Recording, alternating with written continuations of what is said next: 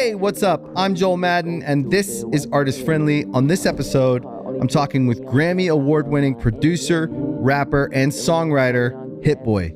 Let's go. That's my kind. I don't want no bad times. I don't want to have bad. We have so much shit going on in music and in the music business, and the only thing actually we want to do is make music. Nah, for real. And or talk about music with other people that we like respect and like share information or share shortcuts around this thing or information on how to do that better. And it's funny because it's like such a wild business. No, it is, man. It'd be like, for me, bro, I don't even want to, when I'm in a zone, I'll be like annoyed if I got to go use the bathroom. Yeah. Like if I got to go eat, like I'm like, man, I know I need to do this, but like I'm just in that zone. So Like a video game. Yeah, it is. Yeah. That's exactly what this has really always been, especially the production aspect. I looked at FL Studio like my replacement for video games when I was a teenager, and I'm glad I did because it worked out, you know? It worked out really well for you. Yeah, it did. Really well. Yeah, for sure. It's important though to say, like, it's not luck. You show up for opportunity. Yeah. And if you show up and you work hard, you get what looks like really lucky. But luck is It's countless hours that no one saw, no one paid you for, Mhm. and you didn't get a paycheck for all those care hours. about, yeah, all that. I always got to kind of remind myself that what we do isn't like a paycheck job. So when I go put 50 hours, 100 hours, 200 hours, 1,000 hours into something, I'm not getting a paycheck for it. But then when I do get that big check from the hit song that I do have, out of the 100 I put out and the one is a hit, Make it worth it. pays for the rest. It's like the accumulation of the money. It's like I always remind myself, it's like I'll do this for money, but once you get past 30 Yeah. and you're like a grown ass You got man, different responsibilities. it's not cute anymore to like have. It ain't a hobby. It's either you get a job to take care of your family, or this shit better be a job. Yeah, you got to create that structure. Right. For sure. Right. What age were you? Do you think when you like knew that this is it? I'm doing this. Man, really, like I always was like into it because I grew up like living with my uncle who had a successful R&B group. So I was into it, but by 13, I made that full decision. Like I'm about to like write songs and I'm about to just like start from where I'm at and figure it out. Then I had the opportunity of talking to my uncle Rodney, and he was just like, you know, you could take this time from now till, you know, you 19, 18 years old, and you can go hard at school, or you can like do this music thing. And when you get to where you want to be, you're going to be truly happy. And I just really took that in, man. And like took it serious and was like, I'll make that decision. Like, you know, so by 15, when I started messing around with the beats, I was like full fledged, like there's no other way around it. You know what I mean? I'm doing this. Yeah. You could say that your uncle and his success gave you a picture of like what was possible. Definitely. That was the blueprint. That was the foundation. That was me hearing the big pop chords and R&B chords and just crazy production from high level producers, like hearing all that going through my ears at 2, 3, 4 years old. I was just soaking it in. It's in my DNA at this point. Yeah. Yeah, I think that's really important, is like having a model of like what's possible. It's hard when a kid doesn't have anything around them. Yeah. Like I grew up in Maryland, across the country from where you grew up. You're from California. So Pasadena, yeah. IE, yep. Yeah. So where I was from, there wasn't really any music except for there was this local band that made it onto the radio, and then they had like a platinum record. Damn. And they were called Jimmy's Chicken Shack. Right? Yeah. It's a rock band. Yeah, it's a rock band. Jimmy's It's Chicken like Shack. Steve's Lava Chicken. Yeah. So that was the first thing near me that I saw it, and I was like, oh, they did it. I could do that. And then it kind of became the model for me, so much as to where I moved to where they were from, because I thought that had something to do with it. Something to do with it, right? Yeah. And then went on the journey. But like, I do think that like we have to actually call it out, because someone listening right now might be listening to you as a big fan, and they may not be able to find that anywhere around them. And I think that like it's important to look for someone in your life that's doing something positive, that you see that for yourself. You could go, I could do that, or I could do that. 1,000,000%. You know what I mean? Well, that's crazy because I really had the duality. That was like my reality. You know what I mean? Just my dad was in prison when I was 3, and my uncle was in a successful R&B group, and me and my mom lived with my uncle. So Wow. I would go visit my dad in prison and see the lowest level of life, and then go stay with my uncle, and he got nice cars and he got cribs and throwing parties. So I really seen best of both worlds. That's why I kind of keep it humble. You know what I mean? Right. I keep it, a lot of people be like, man, you too humble, but this is just me. I know this should be up and down, and it's like any minute, you know, things could go down. It could be like a different situation. So, you know, That's you gotta crazy. just stay level-headed. That's crazy. Have you ever really like, I mean, I guess you have because you just said it, like unpacking that is a real thing. Like when you think about the 2 life paths you saw growing up, making sense of that as a kid is one thing. Like growing up, if your dad's in prison at 3, you said, so was he there your whole life? Yeah, till I was about to get out of high school. Wow. And then ever since then, he still has not been out for more than a year since he was 19 years old. Wow. He's So about to be he's been 54. in and out. It's struggled to stay out. Yeah. That's tough. That's super tough, especially like we was just on the run. Like we was just putting out music, and you know, people like Kendrick Lamar was embracing him, YG, Ty Dolla $ign, just a lot of people was rocking with him. And just to see him back in that position, it's like, man, you know, it also led me to the point I'm at in life right now where it's like, man, I love my homies, I love my family, I love everybody, but for once in my career, I got to really buckle down and focus and invest in myself on a level that I should have been doing years ago. You know what I mean? So now I'm at that point, and I don't feel no way about nothing. Like this is all about shaping the Hit Boy legacy into what I really see it being. Yeah. I do think that the journey you're on, though, coming to that conclusion is a process. Definitely. Because we all go on the ride at first, and we got to process all of it along the way. 100. And we're up against a lot of things all in our own way. Successful, talented people tend to make things look easy, and they don't hem and haw over the details of how they got there. So the thousands and thousands of hours you put in alone, where no one was there telling you to, no one was encouraging you when the shit wasn't happening. And also, that's a whole lifetime of work to unpack that you either have or you will. Right. Somewhere you will. Yeah. Like there's a bill, right? Like when I always say, like I always tell my son, like my dad left me with a check, a bill to pay, not a check, a bill to pay. And he was either going to pay it, or I was going to pay it, or you're going to pay it. Because that's the family legacy, right? And some families, like there's called generational wealth, right? That's what we want to build. Straight up. We want to build wealth so that our family is good and our kids are good and their kids are good. And that's the American dream, Yep. right? And like, but there's also generational debt. Straight up. And that's trauma sometimes. That's mistakes sometimes. And And like like karma coming back in. karma and whatever the reason is, right? We were born in this body to this family. We didn't choose it. We just were. And then I think our journey and our like whole point of life is to figure that out, what it means to be us and how to pay the debts so that our kids don't have to if we can, right? Man, bro, I was like last week, maybe like Thursday, I was like up early, and then my son like woke up, but then he like laid on me and went back to sleep. It's like early in the morning. I was like, bro, Sweet. this is like heaven. Like this is like no check, no amount of nothing that can come into my world is like feels better than this. You Best know what I feeling in mean? the I world. really like I just had that moment where I'm like, yo, this is where it's at, making sure like that he's happy and he's safe and, you know, comfortable in life, man. Like that's the best feeling. And it's something that you get to experience. And the sad part is I had the same, but a different experience with my dad, but similar. Well, he left when I was young. But the last 10 years of his life before he passed away, we were very close. So I got a lot of wisdom out of that because we were peers. It felt like he was free from the mistakes he made that always haunted all of us to where like we got to this place where we were like just peers. We were friends. Yeah. And he would say things to me like, everything I lost, you don't have to lose. I can be the one to lose it.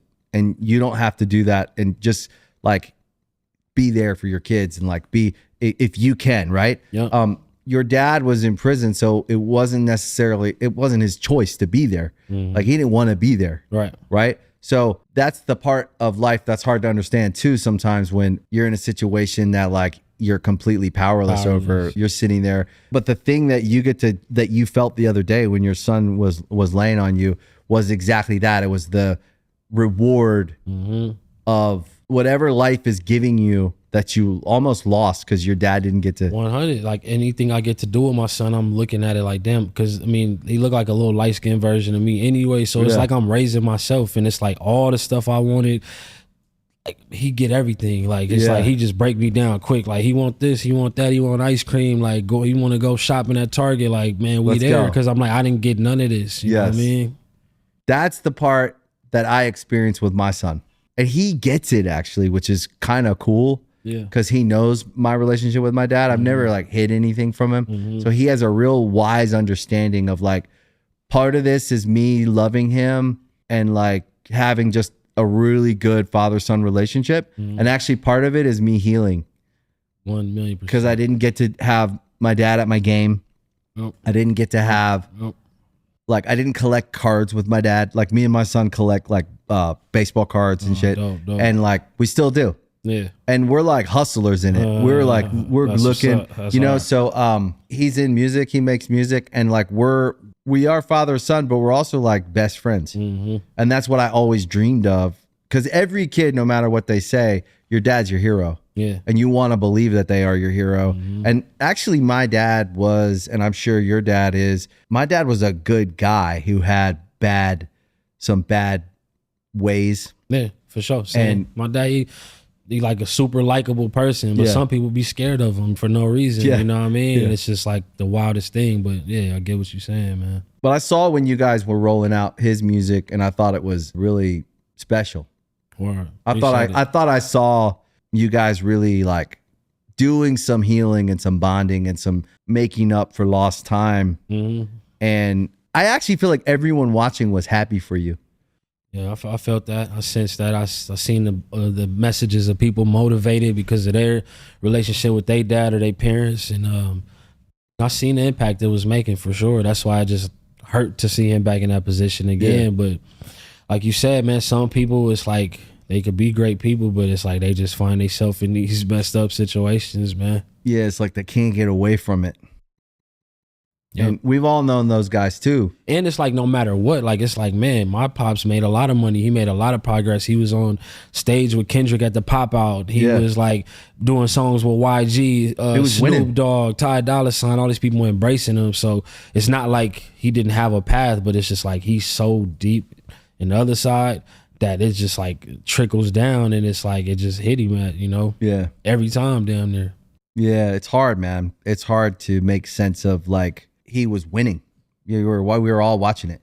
We were watching him win. I say that to say like no matter what you do, you cannot change a person, and you cannot like sway like what they really feel deep down inside. You know what I mean? No matter how much money you spend, how much time, how much progress like you put them on to, it's ultimately up to them to see the whole light. Yeah, and it's hard when the past is so.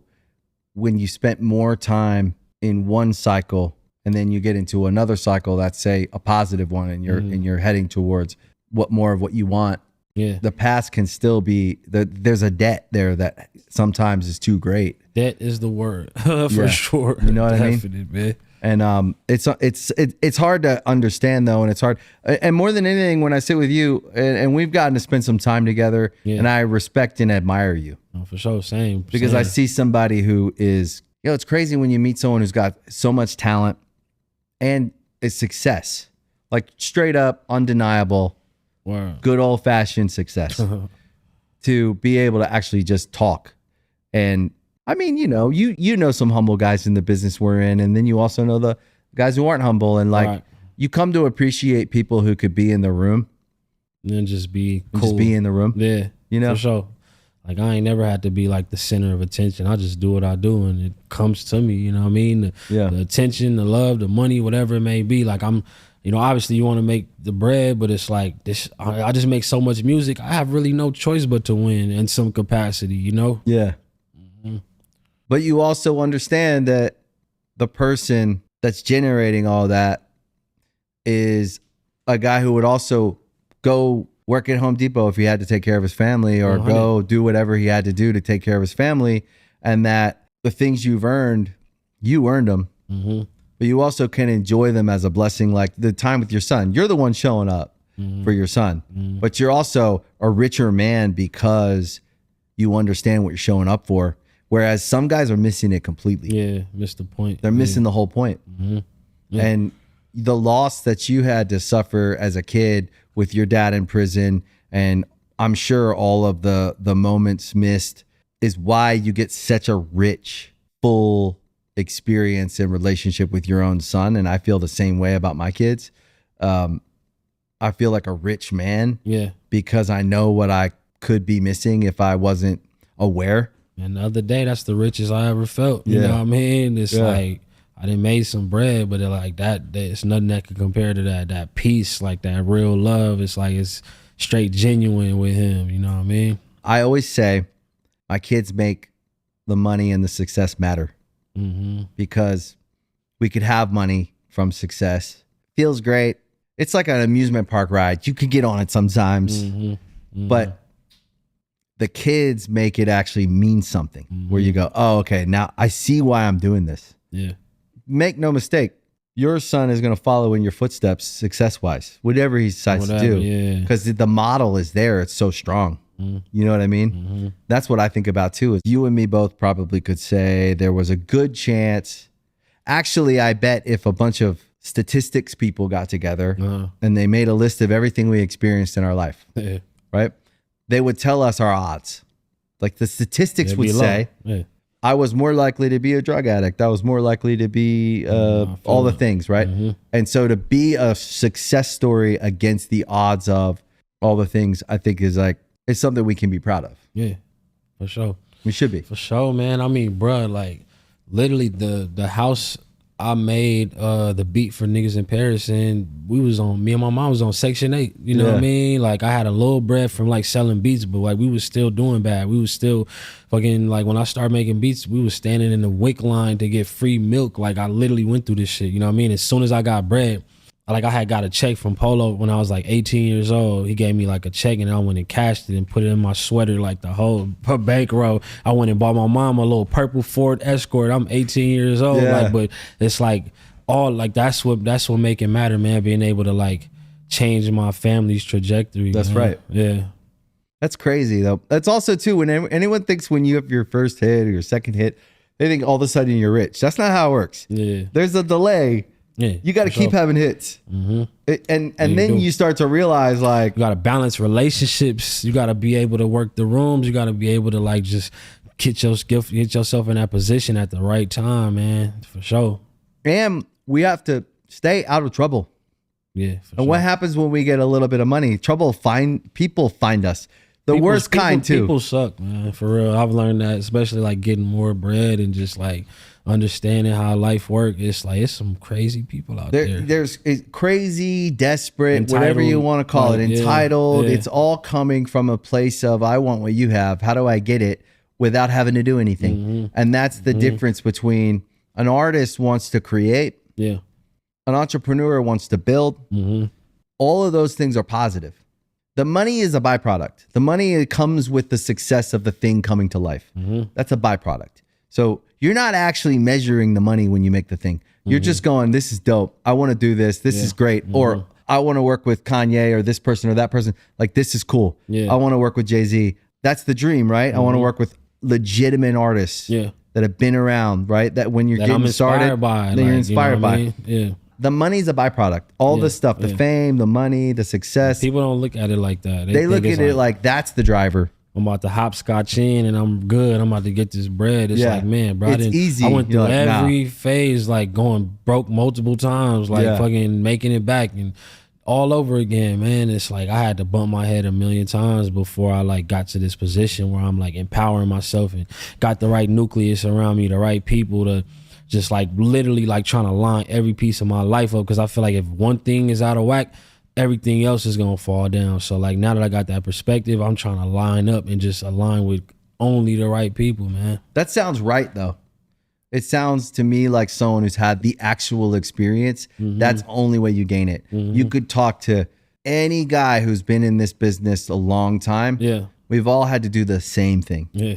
So it's like only earned by you, by that pain, the heartbreak of someone betraying you, the heartbreak of finding out someone only fucking cared about the money, the heartbreak of failure, the heartbreak of loss, even just life loss. Yeah. The experience you had with your dad was another, you know, when I see it and I go, I think an older man can handle it better. So you're older now. So I think that you probably weathered it better than you would have when you were young. But to have that experience where you guys were flying, Yeah. and then he has to go back to jail, that's heartbreak. I know it is. It literally was like heartbreaking. And it's like every time we go through this, I don't know, mentally, like it takes me back to being an abandoned kid. You know what I mean? It's like, it's not nothing to be like, oh man, you 38, but it's like, bro, like that's real trauma. That's real dad. times I missed out on. And I still, it's in the back of my head. So it's like for this to happen, like when he got locked up in 2014 and did 9 years, that hurt just as much. And then this time we was actually really making real progress. We really was doing shit. So nah, bro, I was out of commission for a minute. I couldn't even fucking focus enough to make music. I remember I came to rock with y'all. Like, it's like I wasn't in my right mind right there. You know what I mean? You It's were just, working on it, but it's hard. it's tough. And it's important that you, sometimes in this music thing, we forget that we're watching real people and their real lives. That's why I really don't judge anyone. Yeah. Until I get the chance to sit with them myself. And it's hard to expose when there's a heartbreaking situation, you know, because we're supposed to just keep it moving, keep it, or like we're supposed to act like everything's great because we have this successful career or whatever. But like for me, when I saw that with you, I felt heartbroken. And I didn't even know what happened. I knew your dad went back to jail. It was disappointing because I was so excited for you guys. Because as a kid who didn't have a great relationship with his father, it almost felt like it was me. Like when I watch it, I go, oh, I didn't get to do that with my dad. Crazy. But I did get to be friends with him. But we didn't get to like experience the joy of making music or making anything together. And so I was rooting for you guys. I was so when your dad went back to prison, I felt disappointed.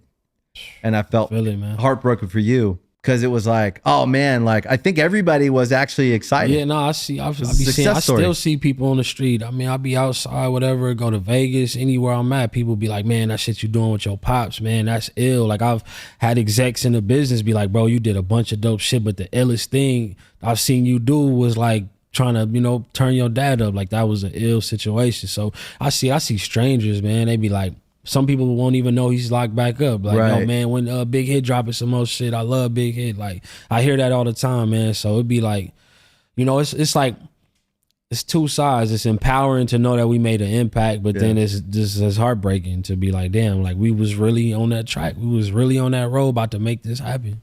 But it's a good story, man.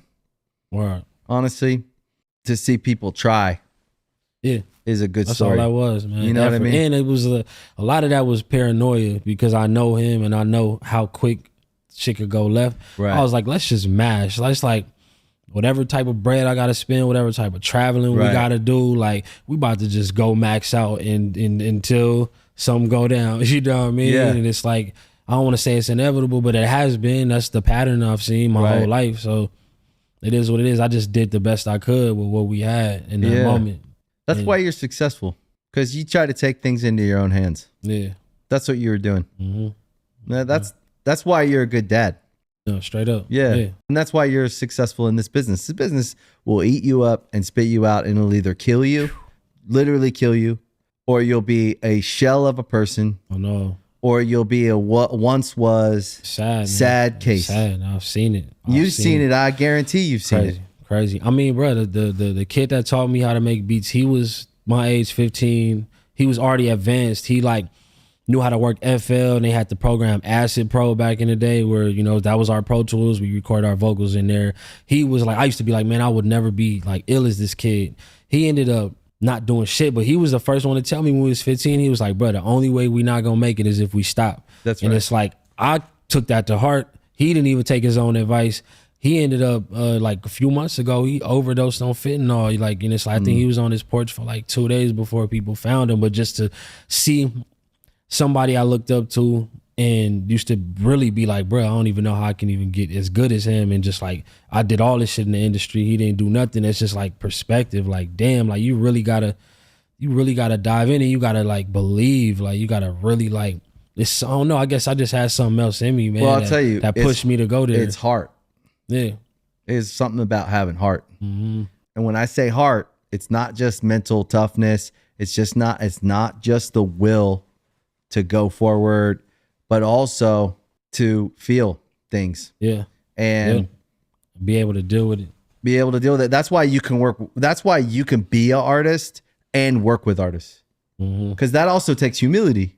If you're only thinking about yourself and you're the lead singer all the time, then you can't go work with all these other artists that are the lead singer of their thing, right? But a guy who is actually humble enough to be alone and work his ass off when no one's watching, to go in and actually work with the lead singer of someone else's thing, whether it's a Jay-Z or a Kanye or a Kendrick or whoever, and then go and be his own artist as well. Yeah. But then also go and try to put his dad up or put his... I'm telling you, man, the only reason I'm saying this is because you're making me realize some stuff. But like what I realize is like sometimes what I think is my weakness, what I'm the most afraid of people to see is actually my strength. Yep. I just have to I got to have enough heart to be myself. And actually sometimes the front people put up is that's the weakness. All the loudest guy, the tough, that's all a front. It expires at some point when you like faking it. So yeah, I try, and I realize that too. Like my most pure like artistry moments when I'm being like completely myself, doing what I want to do, how I want to do it. That'd be the most successful shit I do anyway. You know what I mean? Most of my hits was all just, like I said, I made the beat for Goldie, for Niggas in Paris, for Backseat Freestyle in a crib, or Section 8 crib. You know what I mean? That me and my mom was staying at, you know, and it's like, bruh, like this shit is possible. You know and then you have a moment, you know, and I think about the moment you have with your son, all the moments you have with them is actually not even about the music or anything else. It's actually the purest thing. It's two people that depend on each other and love each other. And you come back to music with that and you're unstoppable. Yeah. But some people miss it. Some people miss the whole point. I know, man. I've been like doing therapy for the first time in my life. Like how's that? Most people in my like upbringing, as far as I knew, they'll probably be like, yo, why would you pay to talk to somebody? You know what I mean? That's the type of thinking that like people I grew up and came up around. So I never got to experience it. But for like the last 6 months, man, it's helped me articulate myself better. It helped me get lyrically better. You know what I mean? Just more tapped in. And I realized a lot of stuff about myself. That's why I'm able to talk freely and be able to say the shit to you. Like, I never created boundaries in my life, like with my women, with my homies, with like, I just like, boom, I got it, we all got it, let's move. I go get a crib, everybody come move with me. I'm going to dinner, all 20 of us, I'm paying for the whole shit. Like I just like, my life was everybody else's life, and it just don't work like that. You know what I mean? Like I really put the grind into, you know, there's nothing wrong with fucking with your peoples, helping them out. Generosity is one thing. Yeah. That's one thing. Expectation get crazy. But expectation and creating habits. Yeah. It's interesting because I had the same experience, and I didn't have therapy either until I was probably in my 30s. Yeah. And then once I started therapy and I realized how much more powerful it made me to actually understand myself and then also process emotion quickly. So one of the things that we do, what they say, like even in like, okay, so I was listening to this guy talking about being in like Afghanistan and he was serving. And he was saying, how did he become the like leader of his unit? Well, they got hit on the road by like some IEDs or whatever. And he was the only person to keep his head on and stay calm. And that he stayed calm under pressure. And then from that day, everybody followed him. And they were like, well, how did you do that? And he was like, well, he was saying how he had always been raised and taught.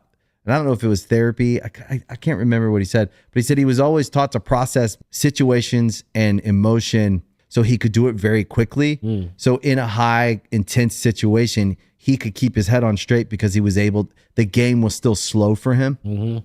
And then I realized that a lot of my childhood trauma and shit like that had caused me to be like, my head was always spinning. So I'd lose my temper really fast. And I would start acting out really fast when there was ever any pressure. And the minute I started going to therapy, I started realizing that what I was learning how to do was actually process information really quickly. And process like how I felt. Why is this happening? All that type of and stay calm so that I don't make any mistakes.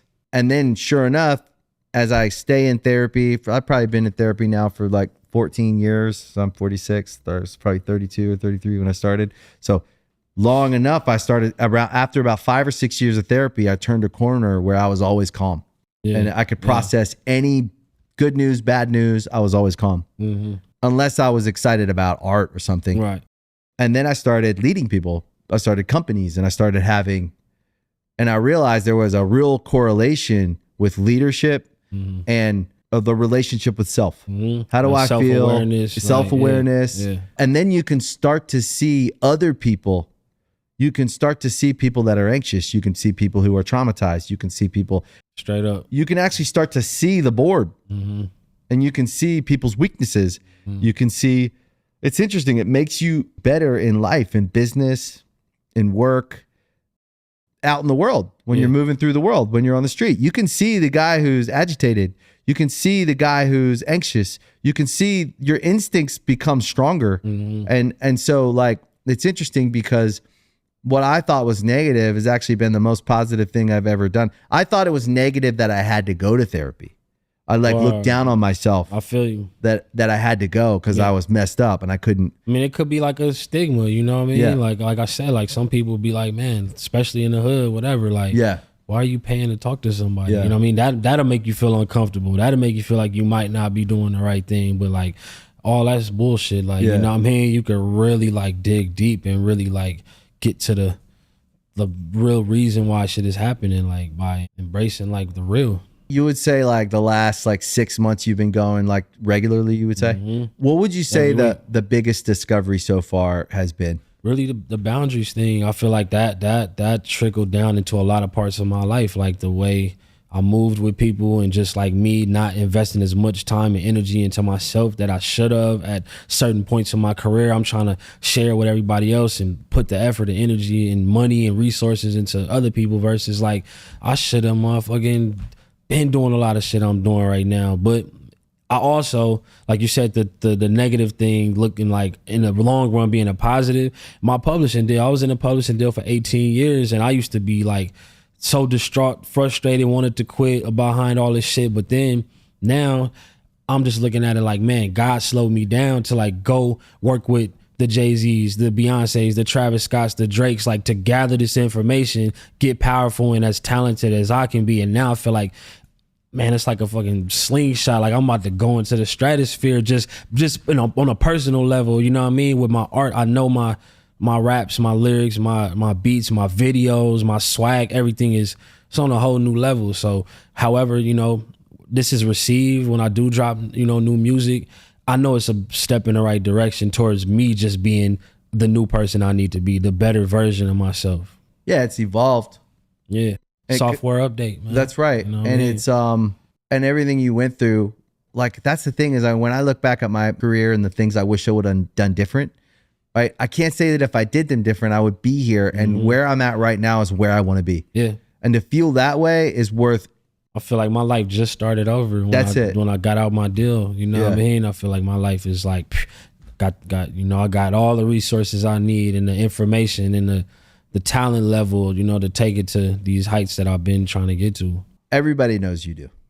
Wow. Honestly, everybody knows that you have that. There's no doubt. That's the thing. You're one of those guys people respect. Well, I appreciate it. Because that's earned. So whatever, I haven't known you that long, but I do know that people respect you. Word. And your name is good out there. Like people talk about you with respect. That's earned by living. Yeah. And that's output. Just the output, man. Just like staying consistent. That's what this whole shit But also is about. being a decent person.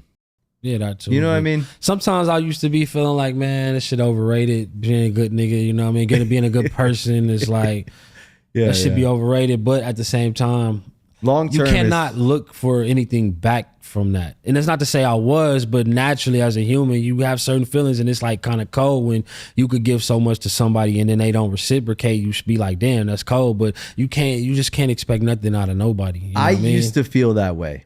I promise you, when you turn the corner in your 40s, you see it. Like it comes back to you. I can't explain it, but I used to wonder, like, why am I always doing the right thing? And it looks like that guy's winning over there and that guy's winning over there, and they're all getting away with everything. Yeah, for sure. Right? And I'm not doing any of it. I'm trying to stay out of Get trouble. up and earn my keep every day. Like I'm not trying to steal from nobody. It's a fair trade. I'm not taking nobody beat saying I did them. I'm not. It's like I'm just straight trying to earn what's like, you know. It comes back to you in your 40s. Yeah, it does. I promise you. And also, I see it. That's why I keep saying the bill. The bill can also be credit. Like I really believe this. I really believe that all the good that you do goes into this like cosmic bank account, and it pays you out somehow, whether it's good health and a long life or like children that are healthy. And I don't know, man. Like I promise you, I feel it in my 40s somehow. My life, somehow it turned a corner where we're very, very similar. I would always do the right thing, and I would be like, why is that guy over there getting away with fucking murder? And I'm not even blowing him up. I'm never going to do that. There's a code. I never would do that. I feel it. I just keep my mouth shut, stay trying to do what I think is right. And then in my 40s somewhere, it like turned this corner where all the blessings started just coming.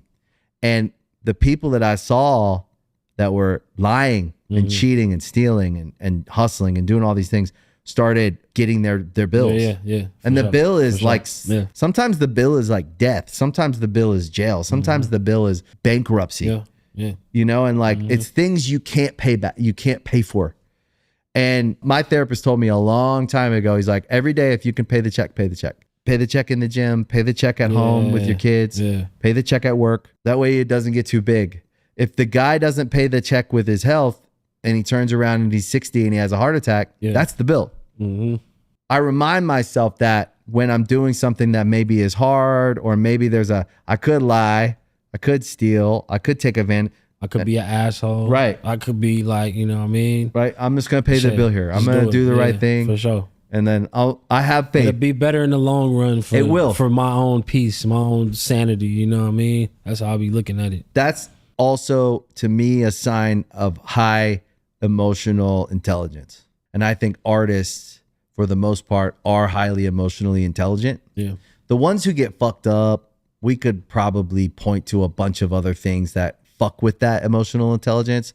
But the ones who can stay steady, usually do pretty good. Are there any artists you feel like have had a huge impact on you and left you with something that you felt like was meaningful, even if it wasn't a personal relationship? I take from every artist, you know what I mean? I love being around great artists. I love being around great song makers and people that know how to finish records. Like I take from Dom Kennedy, to Beyonce, to Jay-Z, to Kanye. It's like I take a certain thing, Nipsey Hussle. Like I was able to just get different bits and pieces from all of them. You know what I mean? I feel like that's what it's about. Like just you don't even got to really necessarily be told a thing. You could just watch their work ethic, watch how, you know, certain artists, they mood boarding their whole rollout. They know what type of fits they gonna wear. They know just the whole, you know what I mean? That's what artistry is. Like you got to dial in on every detail, and that's what separates the artist that's not winning from artist who is. Yeah. Was there ever an artist you were in the room with where you were like, this is fucking magic. This feels like magic right here. Or this feels like classic. Plenty. Yeah. But just all them times spending time in the studio with Beyonce, Jay-Z, Kanye, like that was just like, that was who I really classic was listening records. to. Like that's who I was like studying as a teenager, playing their music, and like never thought I would be around these people and getting love, and they telling me I'm dope and stuff like that. But yeah, I mean, bro, I just love making music. Every day feels special to me. Every day, like, you know what I mean? I just moved into a new studio. I made 2 albums since I've been there. It's only been like 3 weeks. I just been like, that's when you know it's good. When the energy's good, it's crazy. It's crazy. You just hitting when the ball. it's just running, you just gotta stay in that pocket. You feel like you're new. Man, I swear in the to game? God, Like I you do, bro. just got I in. I do. I feel like I just got out the pen for real. Like 18 years, you know what I mean? So I'm ready. I'm ready to take on whatever. Yeah. It's like I don't got an ego about what I'm doing, but I got a ultimate like level of confidence where it's like I know I got a lot of I's dotted, T's crossed, and it's like regardless of whatever lands, I know this is progress for me personally. I know I'm better than I ever been. I know it's like, okay, if I can get this good, I could jump up a whole nother level. So it's like, let me just push from here, man. Yeah, you know, but that's experience you get to an age where you have had enough success to know who you are and what you do. When the success doesn't kill you, when the success doesn't trip you up, Take you out. If you can stay in the steady of success and not succumb, because we see all sides of it, but we've seen people succumb to the pressure or whatever it is. There's usually something else when you look behind the curtain. There's usually some kind of like, sometimes it's mental health or it's drugs or That it's part. Yeah. other people. Yeah. There's a lot of versions of succumbing, and then there's a lot you have to fight against. But when you can be a guy who is replicating success over decades, is when you start to, like, when we look at Quincy Jones, right, as like one of the greatest of all time across decades, because he sustained being himself. He never was anyone else. He was always himself. And I always like admired what I saw when I saw Quincy. Straight up. In any room or anywhere. Going from genre to genre, different type of artists, like different vibes. Like that's where it's at, man. Like, and he was a joyful guy, but he was also a serious guy. Yeah. He was himself. Yeah. I think there's something about the experience of having success and then trusting yourself and knowing who you are and replicating it. And it's not that you can predict exactly when it'll come, but you can predict it'll come if you do this, right? You know when you hear a good record. Straight up. And it's like, you know, if you really dialed in, you're going to be studying the culture. You're going to see what else is out there. You're going to be able to, not to say to compare, but like, you know, compare, like be able to like really dig your foot in and be like, let's see what's going on out here. Like this sound I got is unique. Like, you know, this song I got coming with this artist or my own song is like stands out from anything anybody talking about right now, or beat wise, tempo wise. Like it's ways to pinpoint it out when you dialed in. It's also interesting too, because if like, I always think about, I love sports. I love watching, you know, I see great athletes and I'm like, that must be fucking cool to be that guy. Like I love LeBron. I love Ohtani. I love like the greats across all the sports, across the decades. I love to see people win. Yeah. And then you see how they win. And you see, I don't know, it's like watching it. I get a lot from it. Yeah, for sure. And for sure. But then I wonder how it feels when you can't play anymore. Yeah. Right? Like at like 40, most. That's all I was about to say. Yeah, you think about it and you be like, damn, that's kind of early. But then you like don't realize these motherfuckers play ball every single day Since for like they were 10. You know what I mean? It's like that's a or, lot of strain on the body. So by 40, it's like so it's like by 40, 45, maybe if you're lucky, like you go really late. But then I think about what we do. It's a game we can play for the rest of our life. Straight up. And we're very lucky that we get to compete at a high level. And to be fair, what I found in my experience is I had my early artist success in the first, like, you know, from like 2000 to 2012 or whatever was like what I would call the first phase of like my career, where I had the success that everyone knows me for. But the real success I've had on like another level has been in my older age. And I would say like in my mid 30s was when I actually started to understand the game and understand what game I was actually playing. So that's actually really important. Same. Yeah. You know? For sure. Yeah. I feel like you're there. That's where you're at. For sure. That's just like, it's clicking. I'm a new guy, man. Yeah. I'm ready, bro. I'm so ready for like whatever. I got a lot more in me. That's like the best part. Like I got so much more music that I know, you know, it's like I'm like trying to make sure every beat is just getting better. Every verse, everything I'm doing, every song written, just like trying to just be more detailed and just push for that level. Yeah. As far as your time goes, how much time do you spend on your own music as an artist? And then how much time do you spend on other artists' music? Like, how do you find the balance of like what goes to other people when they want you to produce, or what goes to your art and you as an artist? Most of the beats that I rap on, like it'd be like when I know it's right is when I'm like still making a beat and I'm already getting the verse while I'm making the beat, or the hook or idea, flow, cadence. Once I know that I'm like, man, I'm about to hop on this. And sometimes I'll do a song and then the artist will come through and I'll play them the beat anyway and just see if they come up with some shit. And sometimes it work out like that. But most of my beats like that I really like know I'm a rap on, I just be making it and I'm vibing as soon as I'm making the joint before it's even done. Yeah, but I mean, I'm trying to just like, make the illest shit for myself and whoever. Like, yeah. You feel like this era you're more focused on your music at this particular time? Yeah, that's but good. I'm open to whatever. Right. Though, you know what I mean? I'm just I'm in beast mode. I'm in like I'm just beat at the beat, joint at the joint. Like it's there. The pot of gold is sitting. That right artist gonna pull up and it's gonna be what it's supposed to be. Yeah. Yeah. So you're getting out of your publishing deal. Right. You're excited about that. Man, am I? How long's it been? Been since January of 2007. Wow. Till July 2025. Has it been particularly hard to get out of? Yeah, for sure. I went and hired all type of high level lawyers over my career, high level managers, all these powerful people. And, you know, it was kind of like a thing where it was a co-pub situation. So one party would point the finger at the other party and then it would just keep going back and forth where it's like, well, this person, you know, has you stuck, or this person has to agree on this certain thing. And it just was a lot of that was being straight back and forth, you know what I mean? But then 2021, I was managed by Roc Nation, and Jay-Z and Desiree Perez stepped in and went and got me an end date. In 2021, I was like still pissed at that point because I thought like, man, I already did 14 years and I'm a part of all these big records. Let me out now. Yeah. This is the best we could do. You will be out 2025, but you're going to have to do these last 4 years. And it ended up being an 18-year deal. But thank God, because I really probably had no end date, no matter how much success I had. Yeah. Thank God.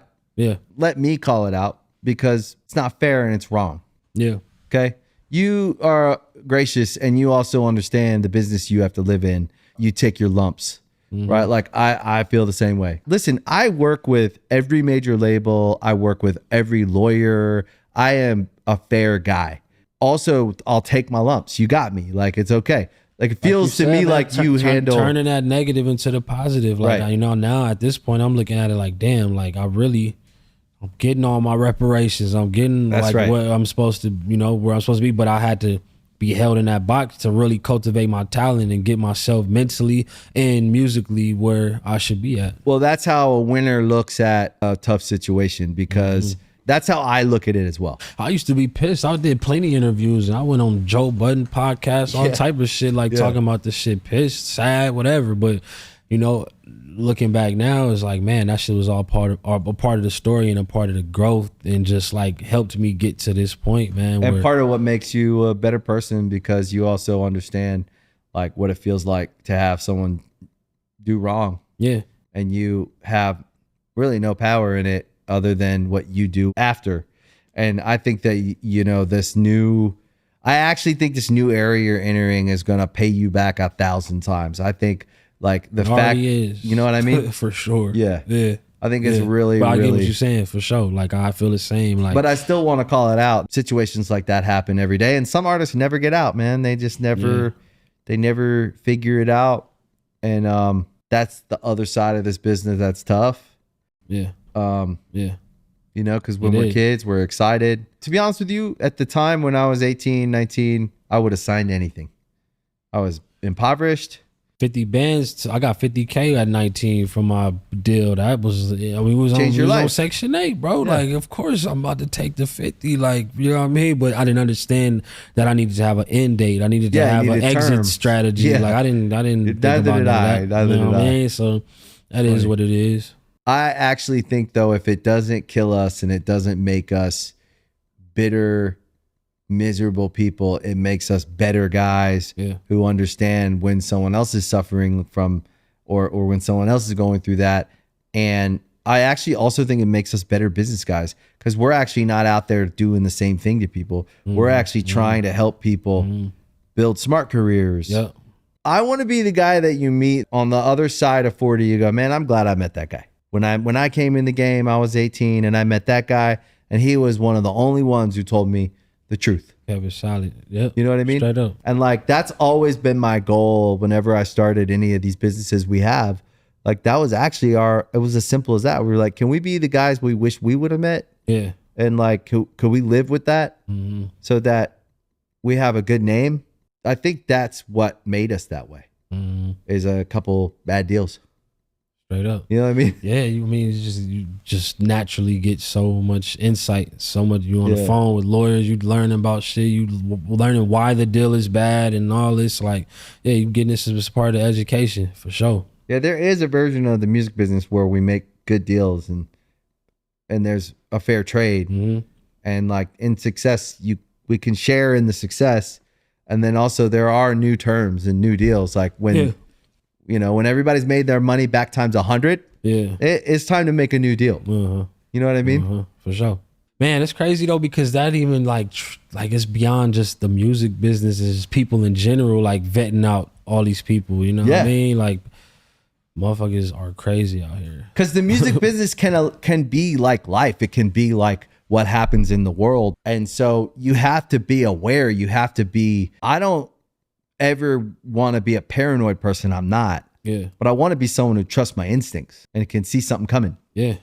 For sure. Know? I mean, I think, I feel like the times I didn't trust my instincts is like when stuff ended up in a bad place. Like when you got talked into something. Yeah, even with my creation of music, I'm just trusting my instincts. Like, I'm not the most technical. Like, I started on like a tech program, FL Studio. I didn't start like playing keys or a guitar, and then like I started with programming, so I got very good at that. And it's like, yeah, but you do it your way.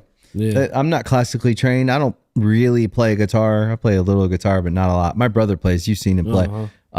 I don't play keys. In my mind, I always think like I'm barely a singer. Word. But I get in there and I just do what I do. And I started trusting that. Yeah. Yep, that's it. Gotta trust them instincts, man. That's how you, at the end of the day, you could live with like whatever happens. Yeah. Okay, so the publishing deal's over. I could say it's over then. Yeah. Then it's over. So now you're in a whole new era, basically. Free man walking. Yeah. What's the next like 5 years look like? 5 years. Definitely like having facilities, man, and just like helping the next generation, you know what I mean? Starting a foundation called The Next Hits. So the next hits, the next hit songs, the next hit boys, like, you know what I mean? Just like helping, you know, really whoever is interested in this, but like kids that's, you know, don't have their parents or underserved communities and stuff like that, just trying to give back in that way. And, you know, just being the greatest artist I can, man, like making films, making, you know, TV shows, like just art all across the board. That's what I'm on, like just trying to be the illest artist I can.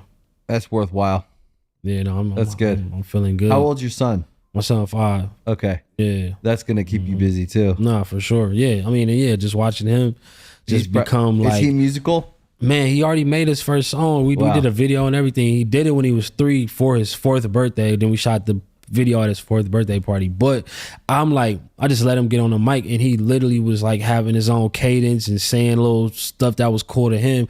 It blew my mind because I'm like, damn, like he been in all these sessions with me and Big Sean, me and Nas, me and Dom Kennedy. He's just around. Subconsciously he's soaking learning it up. How to rap, learning how to write songs. And it's like, wow, you know what I mean? It's like, I've brought this up before in another conversation I had, but like I always think about Floyd Mayweather, right?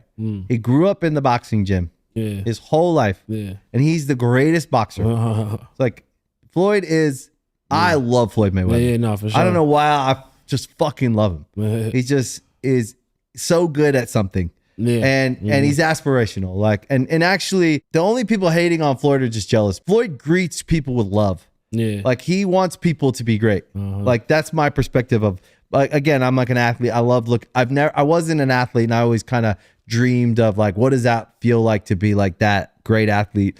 And I admire athletes. Real dedication right there. But Floyd grew up in the gym, but then also dedicated his life to it and became the greatest, right? And I always wonder about like, think about your son. He's growing up around all this greatness. Yeah. Watching people do something at a high level.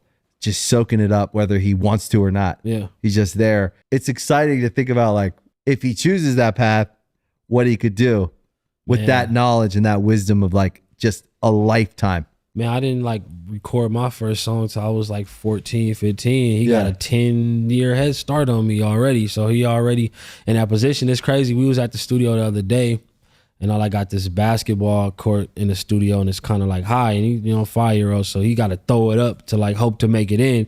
So I made a bunch of shots, and then we was about to leave, and he was like, no, I need to make one more. And he basically like would not let me leave and my team leave until he made that last shot. And he was like crying. He was going through all these emotions, frustrated. I kept calming him down and telling him just focus. He finally made the shot, and he just like, I was a real super proud dad moment. Like, damn, I like the perseverance in him. That's he right. did not. I was like, yo, let's just come back tomorrow. You can make the shot tomorrow. He like, nah, I need to make it right now. And he did it. I'm like, damn, that was like super proud moment. It's also a moment that it like seared in his brain. Yeah. Stay in. Yeah. And then also, like, you gave him the option too. You were like, I'm not here telling you to do this. He had to decide. Yeah. And then he decided. And then he did it. There's something about that with life.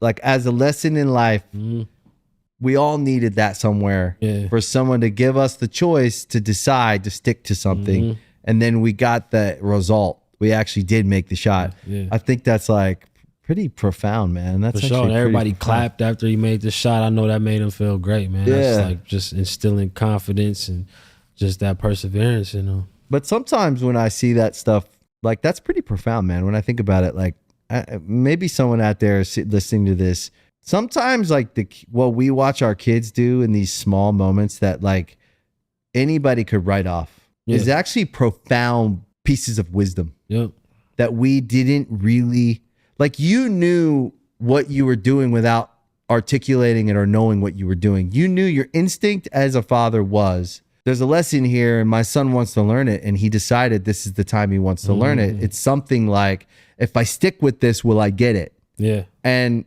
I'm actually even going to give him an out. I'm going to say, we can come back tomorrow. Yeah. And he just said, no, I want to make it. So then he stays and he makes it, and then he makes the shot. If we like slow that down and put it in a book, you could put it as like, this is a lesson of perseverance and sticking with. Man, it was a reminder for me, like, man, don't ever give up, bro. You know what I mean? No matter what. It's don't like ever give up. And I mean, obviously, I've always thought that, but like, that was just another reiteration of like, damn, like, this little dude didn't even give up on something as simple as this. And But even me sitting here listening to you through it emotionally. But even me sitting here listening to you, and I'm like probably 10 years or however much older than you, and I have teenagers, so they're 10 years ahead of your kid. If we were trading notes as fathers, like, hey, what are you doing there? What are you doing there? Actually, what we should be doing in all areas of our life is trading notes with other people that are successful to see if there's things we can refine to be better, right? That's how I think. If we were sitting there as fathers and I'm listening and I go, oh, there's a dad with good instincts, I wonder where I'm not doing that or I am doing it. Am I doing that enough? Am I listening to my instincts in a moment where maybe I'm just rushing through and I'm like, let's go, we got to go, instead of listening to my kid? Yeah. Because they're actually all instinct. They're only here to learn. So at 5, he's gathering information and seeing what part fits where. Yeah. So what we write off as him trying to get the gratification of one more basket is wrong. Yeah. We're actually watching someone figure out how life works. Straight up. And his dad is there to try and back that up with information. And in that moment, because you decided to stay and not rush everyone out because you want to get home, you're tired, you worked all day, right? Because that's real. You stopped and you listened. Yeah. And then you participated in the conversation. Exactly. Right. And you said, well, we could leave or you could stay, keep trying, or you can quit. It's your decision. And you kind of wanted to see, like, I wonder what he'll decide here. I'm just saying, I know I'm harping on this whole situation, but like, I learn a lot from watching other people and how they do things, whether it's career or family. And like, actually taking the time to have that experience with your kid. Like, some people could blow it off or whatever and say I'm over analyzing it. But I actually think that like there's a through line in your instincts in life. Part of your success is work. Part of your success is talent. The other part is instincts. Go right or go left. Yeah. Right could be death. Yeah. Left could be a hit song or meeting an artist that changes your life. Or it's interesting. Like if we just listen to yes and no, something like, I don't think I should go down that like dark alley right there. I think I should go down this. That's an interesting street. But like following how you feel in all these different moments, including fatherhood, is like interesting. I don't know. No, I feel it. It's weird. For sure. Nah, that was a moment for me, man. Like I definitely didn't take it light. I was just like, damn, like I was just proud as hell. Like, damn, like you probably do that with him every day though, somehow, some way. Yeah, for little, sure. Yeah. little micro. You know? He wrote me a Father's Day card at school, and then I guess whatever the first thing the kids said, they went with it and wrote it down. So he was like, "Son, my dad is 89 years old." And I was like, I'm 38. And he was like, well, I was close because of the 8 and the 38. And it's like, that was funny. And then he said, my dad always tells me he loves me. And that's like, it was funny. That's sweet. But at the end of the day, for that already to be embedded in him, and for him to like, you know, that he internalizes that, like he like knows that that's a real thing. So I felt like, damn, I'm doing my thing. I'm doing what I'm supposed to be doing. That's what every dad wants to hear, is that our kids know we love them. Mm-hmm. I don't know, man. That's a weird one, right? Because I didn't really get a lot of that. I didn't get a lot of hugs, Straight up. and so I have a weird thing. I always talk to my wife about it. She's great. She's supportive about it. I've still had to learn how to I have to ask her. I was like, do you think I tell him that I love him enough, or do you think I hug him enough? And because it's weird, because I didn't have a lot of it. So it could be awkward for sure. Yeah. And you got to get past that, because your kids love you no matter what, and all they want is anytime love. I get a chance, I'm hugging on my son, telling him I love him, man. I'm just like, I really see myself, like it's like I'm literally getting to raise myself again, man. Just with a way better foundation, way more resources, and just like making the time make sense. Like, you know, most people don't be having a kid in the studio, but I do, you know what I mean? Like that's the path I chose, like to really. It's almost like old school a little bit. Like if we were on a farm, we'd all be around the farm. We'd be doing stuff around the farm. Exactly. This is your farm. This is it. Yep. This is the family business. Yeah. This is the shop. I think it's great. Word. Are you friends with the Game? I fuck with Game. Yeah, that's the homie. I worked on a couple Game albums, but yeah, we've been friends a long time. Yeah, I haven't talked to him in a long time. We talked on the phone probably like 9 months ago or a year ago.